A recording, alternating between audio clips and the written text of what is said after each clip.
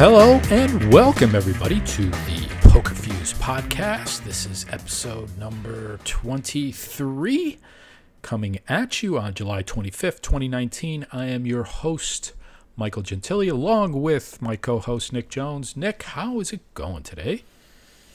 It's hot. That's how it's going today. Right, yeah. I saw there was like a heat wave going across Europe. It's so hot. It's ridiculous.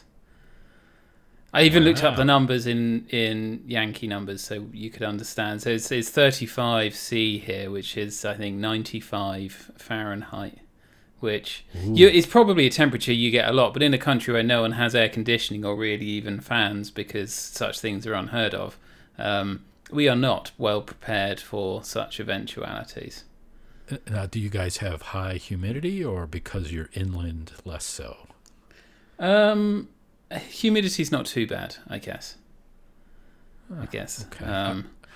I heard there's been some other news over in your neck of the woods recently. Are you going to talk about politics? A little bit. So I do have a question, though.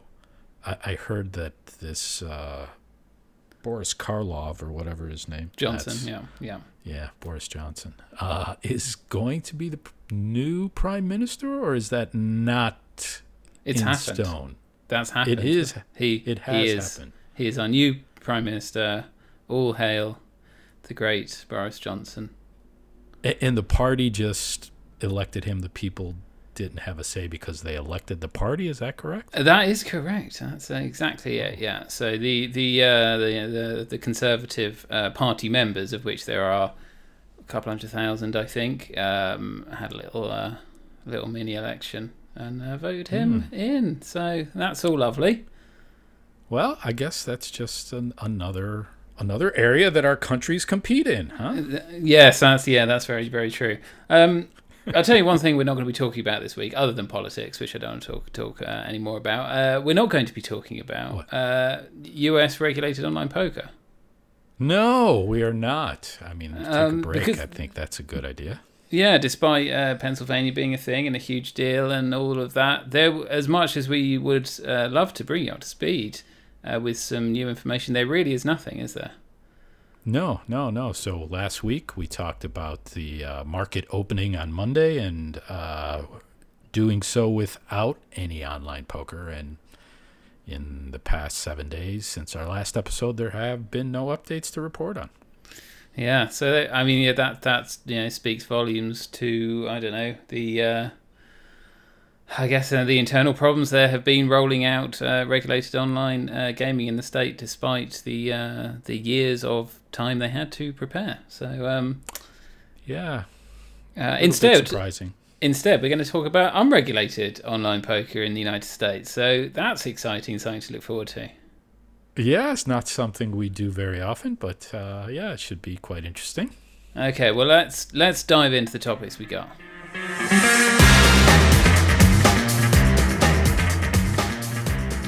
Okay, when we're talking about unregulated online poker in the U.S., there's, unlike perhaps in previous years, there's very, very few that are widely accepted. I think the top unregulated online poker room in the U.S. has got to be America's Cardroom on the WPN network. Yeah, I mean, but there's Bodog is there as well, aren't they? And I think in terms of cash game traffic, although there's only estimates, they're up there as well. But they're both two very big networks still serving the US market. I will say not unregulated. They are heavily regulated by Curacao or in the Philippines or something. But they are not regulated and licensed in the United States, and so operate in that country in a grey area of legality. Yeah, and just to be fair to our listeners, when we say regulated in Curacao, that understand that is just a rubber stamp regulator. So they have not done any really enforcement of rules or regulations. So it's more so in name than anything else. It's pretty laissez-faire as it goes out there. But anyway, really, I think the first time we have talked about an offshore licensed US-facing online poker network on this podcast that's been going 6 months, which is, remiss of us to an extent because they are very large. I mean, WPN is in the top 10 online poker networks globally in terms of cash game traffic. They, serve thousands of players every day. They've done software updates over the last 6 months. It's not really a focus of us in our day-to-day jobs. We don't write about kind of US-facing sites that much. But we did this week because WPN very much made the news, and it's worth us dipping our toes in. Right, so I saw that there is perhaps a Guinness Book of World Record, I'm not even sure how to put that, but so they ran the Venom, which is a huge single online poker tournament, which had a very ambitious $5 million guarantee, which was the largest, we think, that's been set by any operator that operates in the US market since Black Friday. So we're going back 8 years now.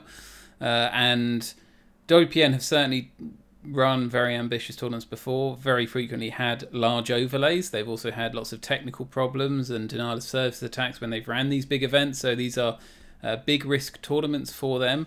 And they smashed it. They smashed the guarantees, and apparently setting a Guinness Book of World Records whilst they did it.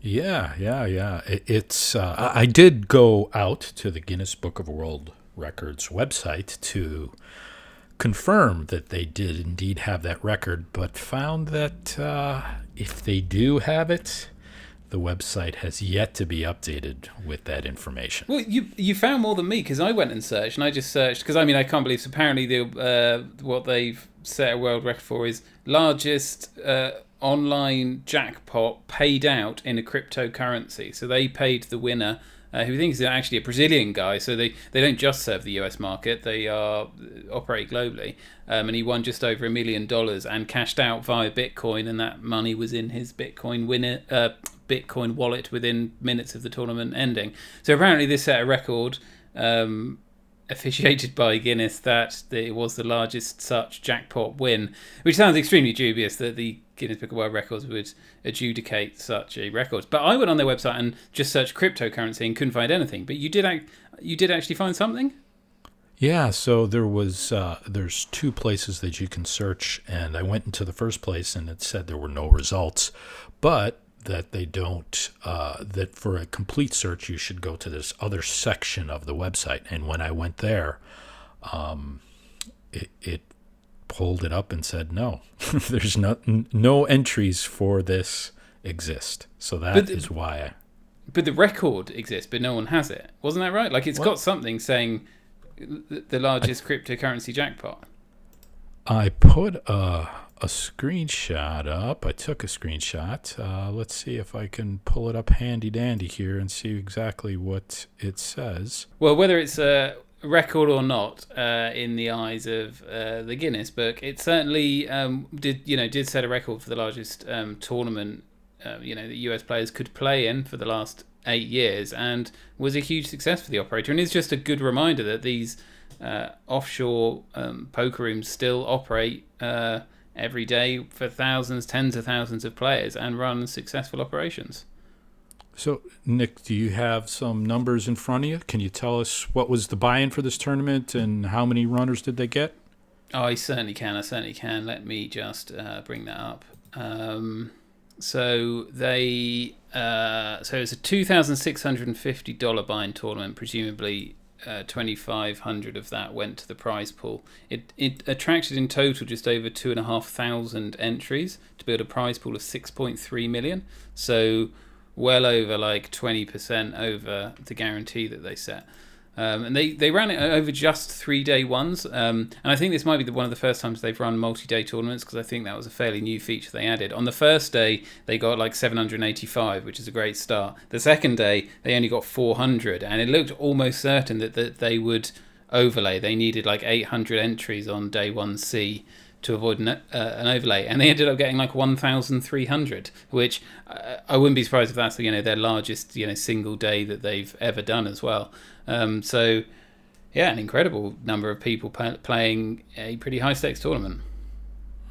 Yeah, so I was able to find the screenshot that I took, and the category does exist: largest cryptocurrency winning jackpot in an online poker tournament. But it says there's no current record holder for this title. I don't understand. I don't understand how that can be a real thing. If I'm going to guess, it's that WPN has started or America's Cardroom has started the process. They've added the actual category or the actual record, but perhaps are still doing their due diligence on the verification that the cryptocurrency was actually shipped. Just a guess. Yeah. I mean, and maybe I'm just behind the times, but I thought the Guinness World Records was all about, how large a card tower can you build and how many stacks of pencils can you put on your nose and things like that. Not the largest cryptocurrency payment made for a jackpot prize online, but hey, maybe it's just rolling with the times. Yeah, and this is even very specific to include only online poker. So it's even more specialized. Yeah, maybe you can just pay to get your own award record. I don't know. Another thing that I saw coming out of America's Cardroom this week was an interview with Norm Macdonald, who we saw live. I found that quite shocking. Yes, we saw live in the Bahamas this year. Yeah, I enjoyed him very much.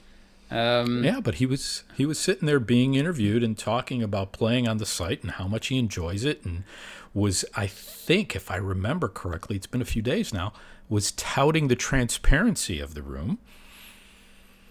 That's bizarre.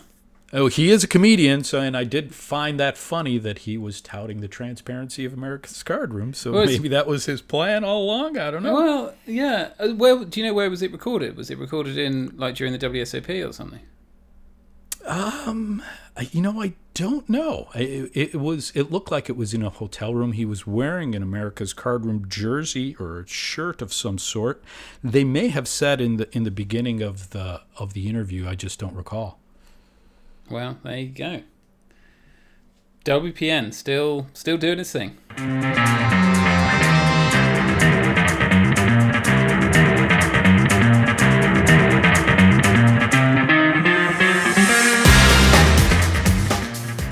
We saw come across the wire this morning that Party Poker has implemented the change to allow players to use their real names on the website, on the poker site.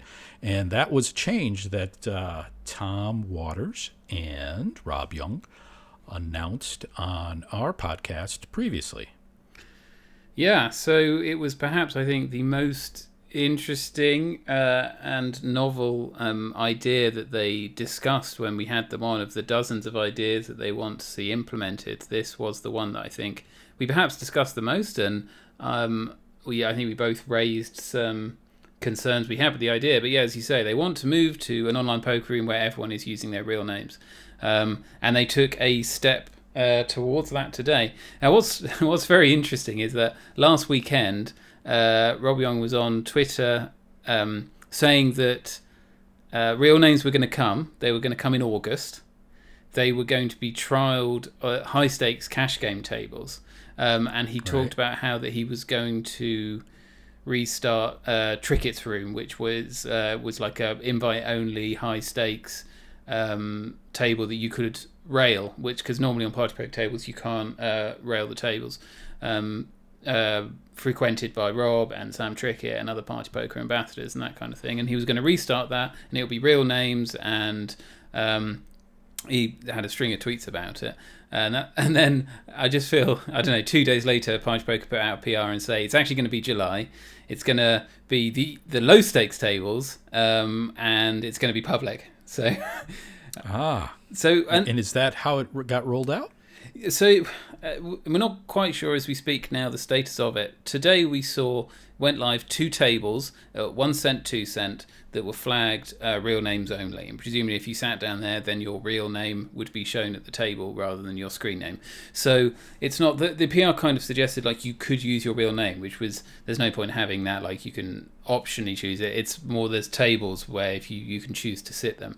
However, when I went preparing for this podcast and to write this story, went and tried to play these tables, they've disappeared.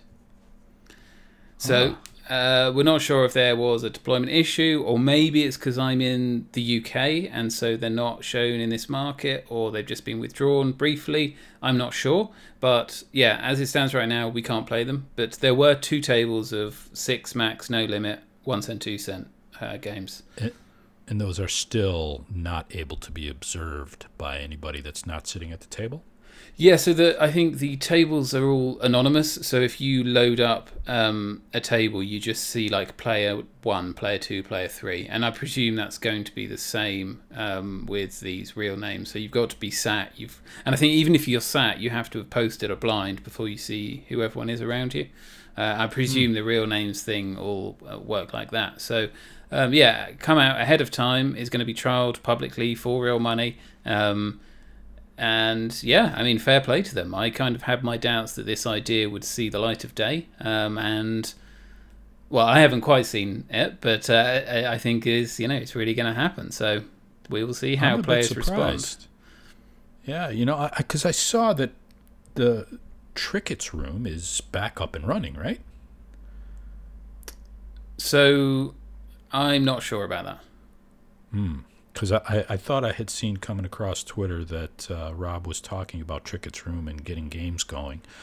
And yeah, so he's trying to launch them as a regular 100, 200 game, and then a monthly 250, 500 game. Okay. So and that all of these may not have gone live yet. Yeah, and all of these are going to be real names, and also they're going to have their own like special integrity team watching them to make sure everyone plays legitimately or that kind of thing. And he even posted a screenshot of a private room like WhatsApp group or iPhone group of like 13 people that he's invited to play this game. So so he's trying to get the ball rolling there, and I thought this would be the debut of the real name feature, but obviously the Party Poker Online team have got different plans. I saw that he was communicating back and forth with Daniel Negreanu about potentially playing in these games. Oh, really? Yeah. So, I mean, there was nothing definitive by Daniel as far as committing to joining a game at a specific date or time, but he did leave it quite open-ended, as in, I think his response was something along the lines of, I usually play tournaments, but I may be persuaded to jump in a cash game or two. Okay, I mean, that would be certainly a great draw for Railbirds if, the likes of Daniel sat down at the table. So, yeah. I mean, what are your thoughts about the use of real names? I think it has a lot of PR value. I think it gives users the impression of transparency, which is a good thing. I do think there's so many complications and issues. Some people may not mind having their real name out there. I'm going to assume that there are going to be plenty of players that will mind. And if it comes down to something that starts dividing up liquidity, that's where the poker room is going to have an issue. But if there's enough people on both sides to keep the stakes running at whatever stakes they end up rolling it out in, then yeah, I think it's fine. Let people play with their real name if they like to, and let people don't if they don't want to. Well, see, I would assume that they're going to move towards phasing out the anonymous names. So I think if the trial works, then they'll replace an entire stake with real names only tables, I would guess. Just because I feel like it's one of those changes that only really works if it's forced upon people rather than giving people the option. Because like you say, there's definitely going to be an issue just splitting liquidity, if nothing else. And I know Party Poker have really pared back. They used to have loads of different table types. They had like their casual cash games for ages, which were just if you just one tabling, you could play a casual cash game. And they had a bunch of other kind of different variants and that kinds of things. And recently they pared it back to try and pool liquidity in one place. So I think my guess is long term they hope to make it kind of mandatory. Yeah, I'm gonna guess that there's gonna be a significant number of people that would not want to have their real name displayed, and as a result, they could be, paring down their potential player pool because people will seek other operators that don't require them to use their real name. But I guess the the amount of people that might be opposed to that is still yet to be determined.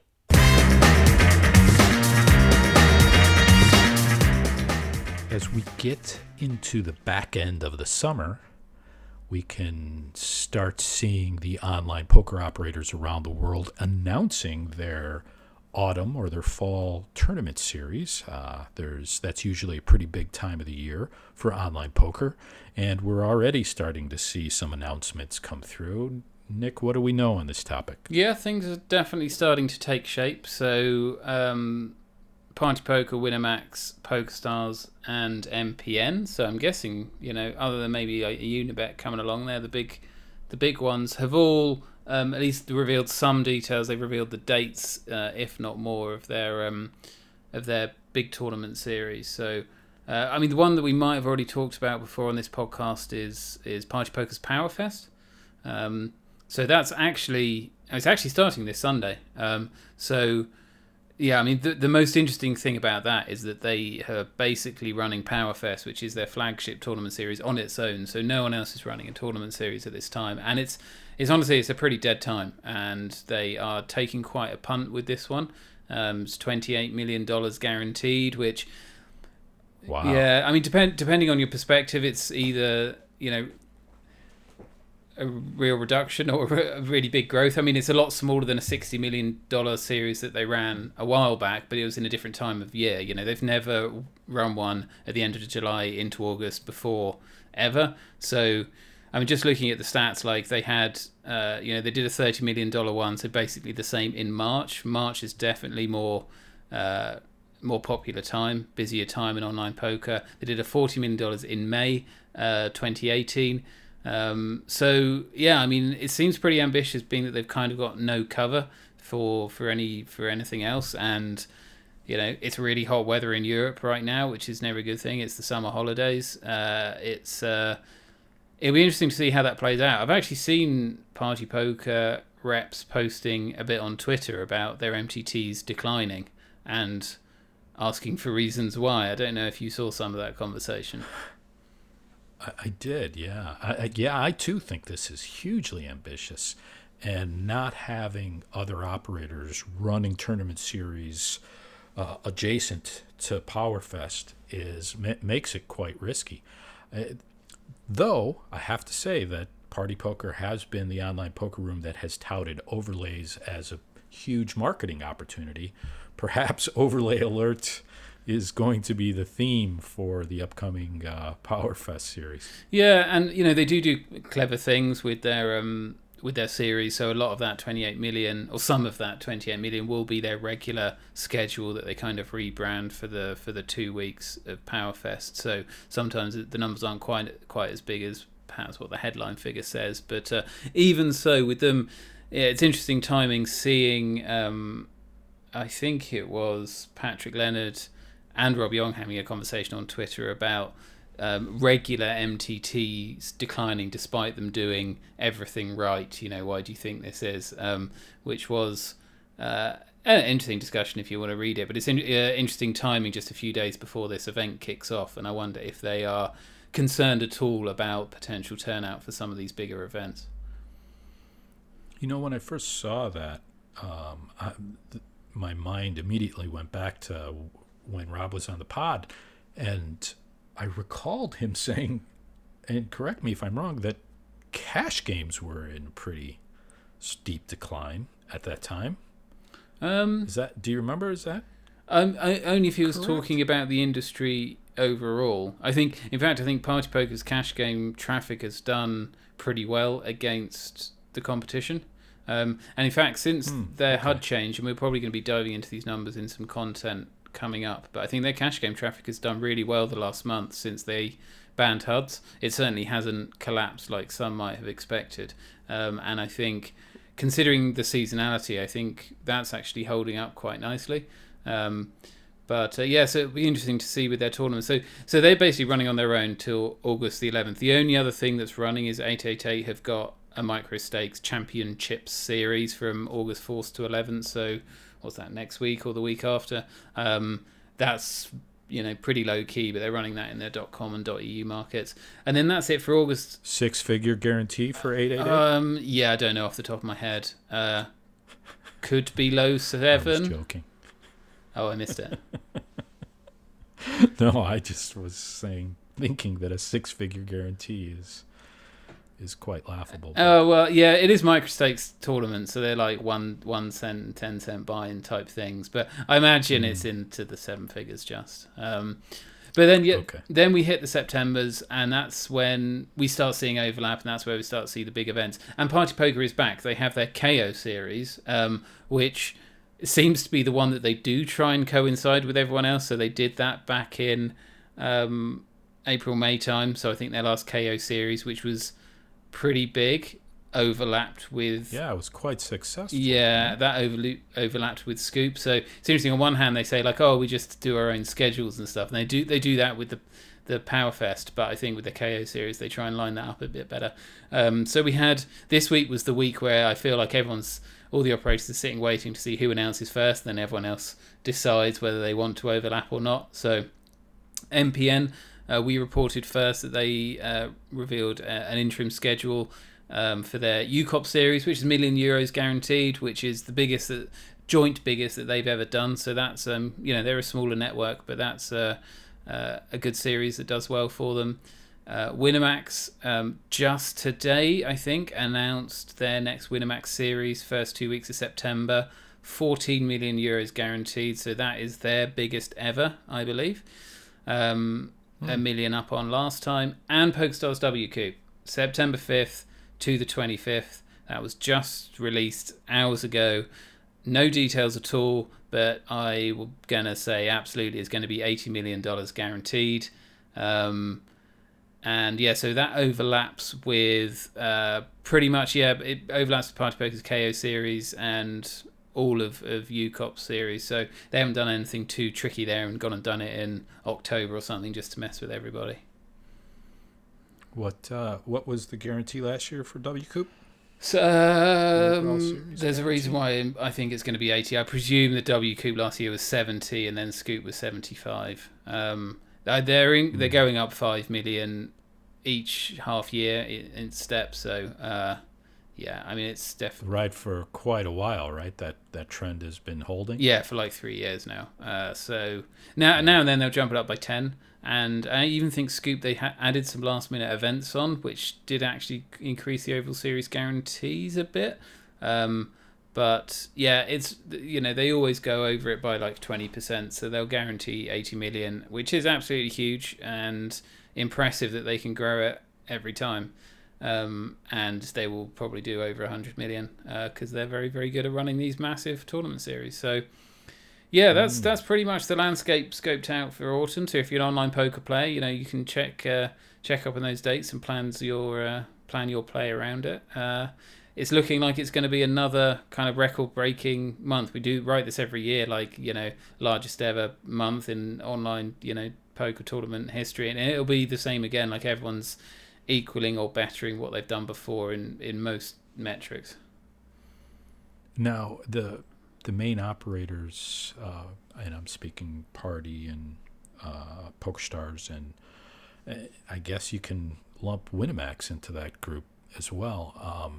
Are they also planning series in their segregated European markets? They are. During that period? They are. So PokerStars will absolutely do. I mean, they have a tournament series almost every month in Europe, so there will be like 3 before autumn, I imagine. Okay. Winamax is obviously Winamax. They're already in Europe. Then what else have we got? Yeah, and 888. So 888 is actually the only other operator that, other than they've got this championship series, which is in Europe. Presumably they will have an XL series in September, but they've been super weird in the last year about organising anything of any note. So who knows what they'll do. Probably something. Yeah, I was curious if the operators were going to be competing against themselves, I guess, or running their segregated European series in tandem around the same times that they're running the rest of the World Series. And also wondering if we expect, I guess the answer is going to be no here, but what's the possibility that we see Portugal come through and approve another operator between now and fall? Well, your last question is zero chance, I would imagine. I mean, they've never. Okay. Yeah, there's absolutely Move nothing this to quickly? suggest that there'll be another this year. I don't think. Wow. Yeah, the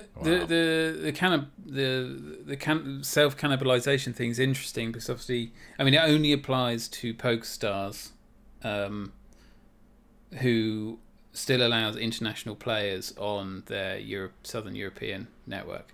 So I mean, Winamax does, but again, they don't have two networks. Partypoker doesn't. So I mean, and if anything, like they probably benefit from running them at the same time because those players who do play in Southern Europe from, I don't know. I mean, the list of countries where you can still do that is obviously shrinking with local regulations. But say a German could still play, I believe, on both networks. Okay. They will probably benefit from having both clients open and playing both sets of tournaments. But there doesn't seem to be too much attempts either way to sync them up or not. Okay, that's interesting. So yeah. Well, yeah, lots of big money. Yeah, huh? yeah. It's gonna be another huge autumn for sure.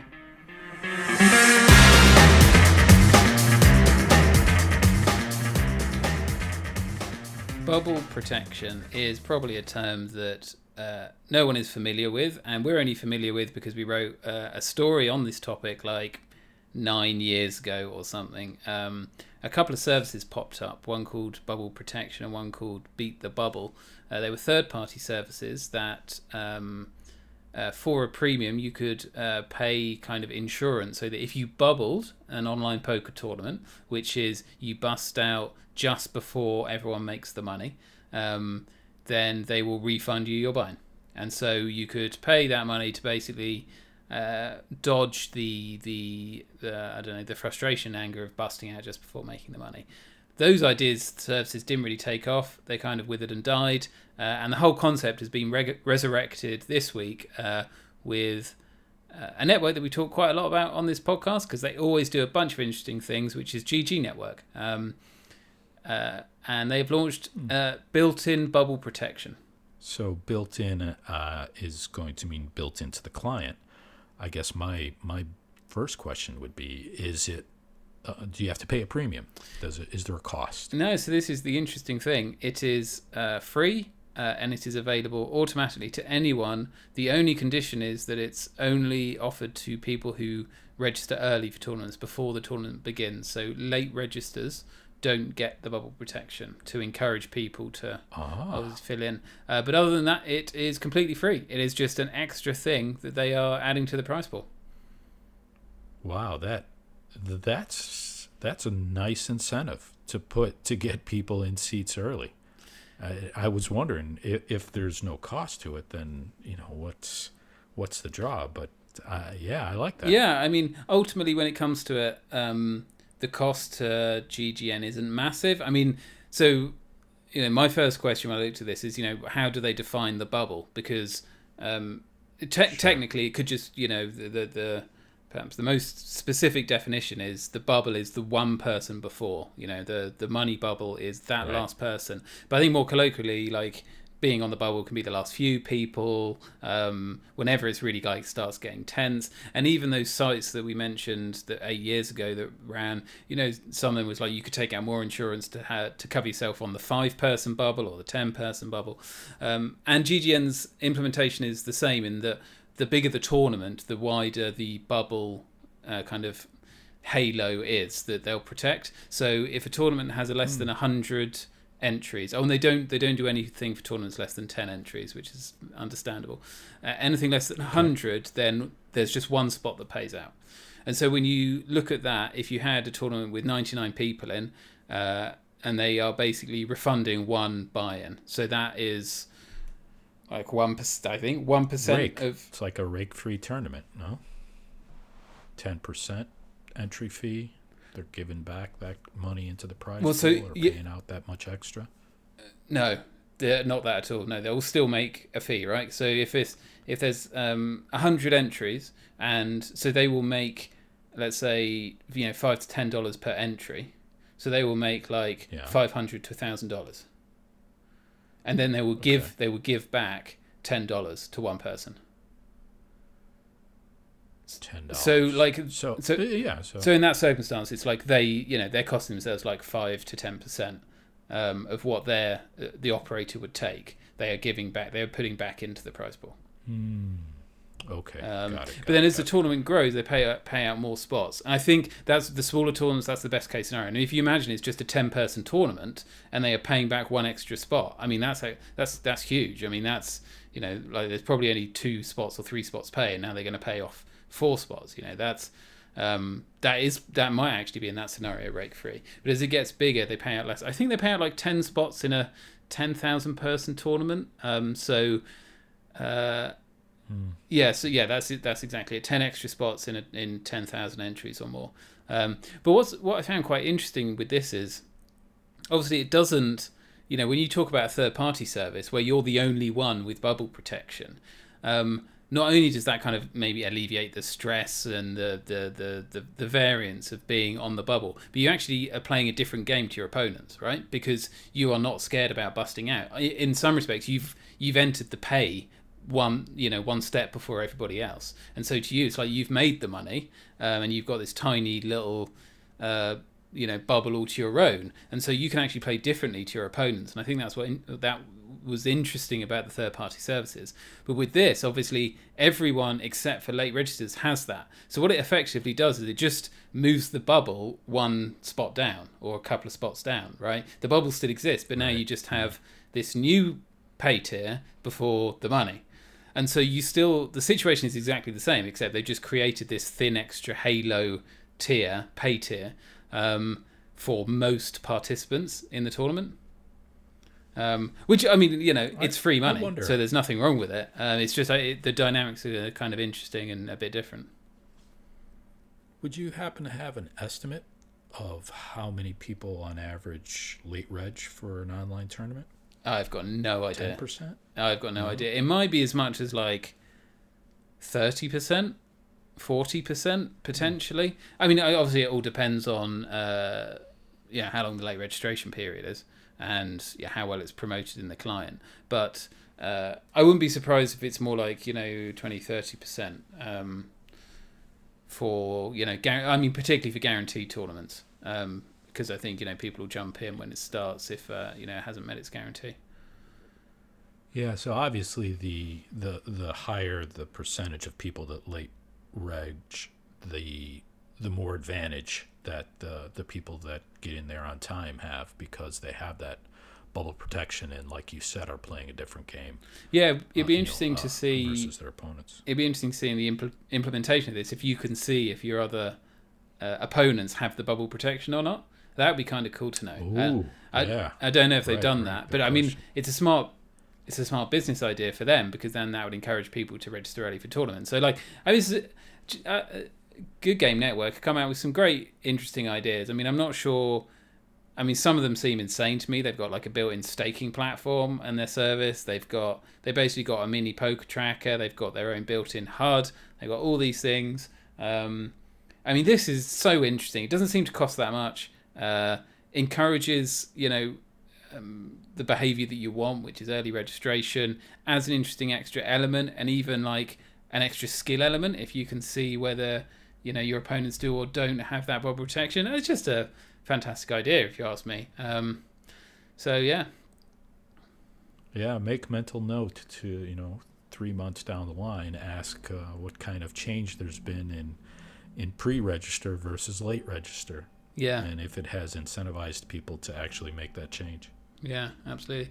So we're not quite sure if it's live yet. I think if it's not live now, it will be by next week. If you want to give that a try, GGN is the network. They have a bunch of online poker rooms. You can search and pick the one that you want to play on. But it's definitely an interesting idea.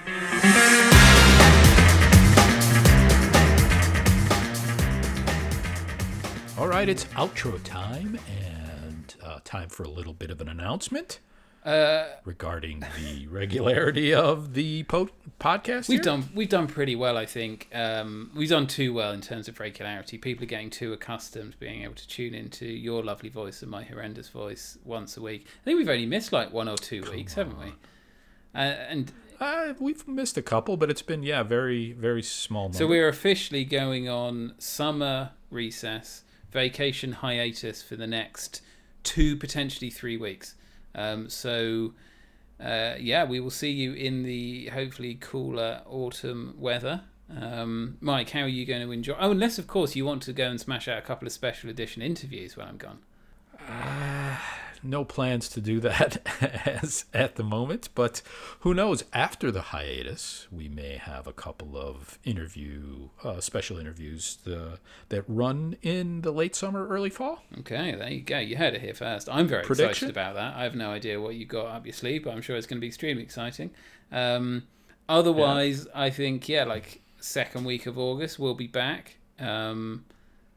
On the podcast. Until then, unfortunately, I don't get a break from all work, so the usual content will be up on all the sites, so obviously keep checking the written material. Do you care to fill in the listeners on your plans over the coming weeks? I'm going on a proper holiday.